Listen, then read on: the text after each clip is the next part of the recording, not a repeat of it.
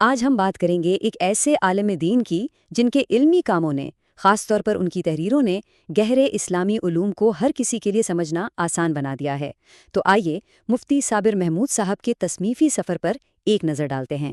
یہ جو جملہ ہے نا، آسان، عام فہم اور سلیس ترجمہ، حقیقت میں یہی ان کے پورے کام کا خلاصہ ہے۔ یہ صرف کوئی خوبی نہیں بلکہ یہ ان کا ایک مشن ہے کہ علم کو اس کی اصل روح کے ساتھ بالکل سادہ اور رواں انداز میں پیش کیا جائے تاکہ ہر کوئی اس سے فائدہ اٹھا سکے۔ اچھا، تو ان کے کام کرنے کا انداز کیا ہے؟ اس کو سمجھنے کے لیے چلیں ان کی ایک بہت ہی اہم تصنیف کو دیکھتے ہیں جو اسلامی عقیدے یعنی ہمارے بنیادی ایمانیات کے موضوع پر ہے۔ یہ کتاب آسان شرح عقیدہ طحاویہ ان کے علمی مشن کی ایک بہترین مثال ہے۔ یہ امام طحاوی کے مشہور متن کی ایک ایسی شرح ہے جو صدیوں پرانے گہرے عقائد کو آج کے دور کے لیے بالکل واضح اور قابل فہم بنا دیتی ہے۔ لیکن یہ شرح آخر ہوتی کیا ہے؟ بہت آسان لفظوں میں، شرح کسی پرانی کلاسیکی کتاب کی وہ تشریح یا تفسیر ہوتی ہے جس کا مقصد اس گہرے علمی متن کو آج کے زمانے کے پڑھنے والوں کے لیے آسان بنانا ہوتا ہے۔ تو اس شرح میں ایسا خاص کیا ہے؟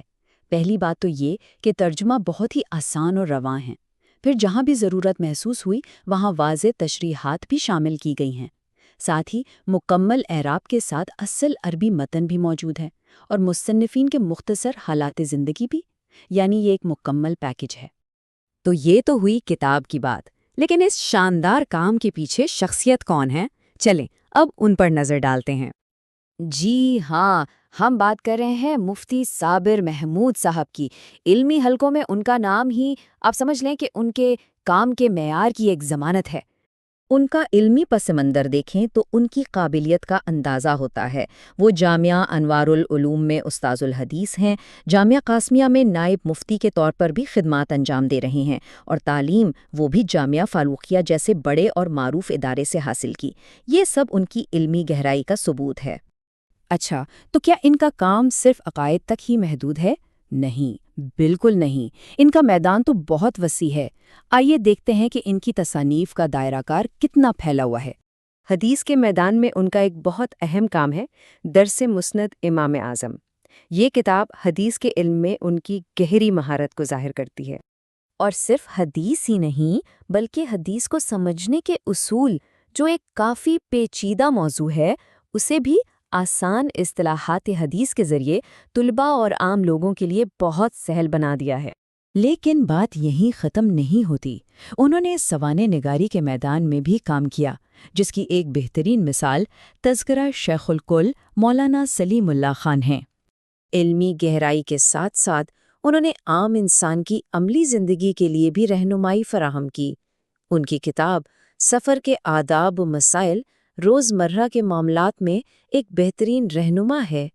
اور پھر شبان المعظم اور تبلیغی جماعت جیسے خاص موضوعات پر ان کی تحریریں یہ ثابت کرتی ہیں کہ ان کے علمی کام کا کینوس واقعی کتنا وسیع ہے۔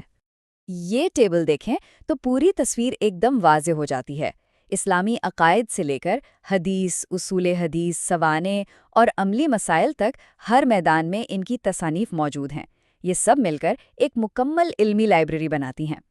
اب سب سے بڑا سوال، آج کے دور میں، اس ڈیجیٹل زمانے میں ہم اس علمی خزانے تک پہنچ کیسے سکتے ہیں؟ اور اچھی خبر یہ ہے کہ ان کا زیادہ تر کام آن لائن مفت میں مل جاتا ہے۔ 2 بڑی ویب سائٹس ہیں۔ ایک ہے besturdubooks.net۔ یہاں ان کی کتابوں کی ایک جامع فہرست ہے، خاص طور پر وہ کتابیں جو درس نظامی یعنی عالم کورس سے متعلق ہیں۔ دوسری طرف ہے alhamdulillah.com۔ یہاں ان کی منتخب کتابیں ہیں، زیادہ تر وہ جو عملی مسائل پر ہیں۔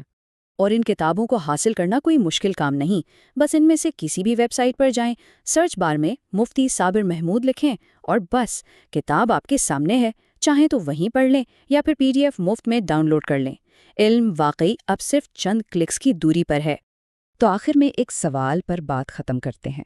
ذرا سوچئے، جب روایتی علم کو اس طرح ڈیجیٹل دنیا میں سب کے لیے کھول دیا جاتا ہے تو اس کا اثر کتنا گہرا اور کتنا وسیع ہو جاتا ہے۔ یہ وہ سوال ہے جو ہمیں علم کے مستقبل کے بارے میں سوچنے پر مجبور کرتا ہے۔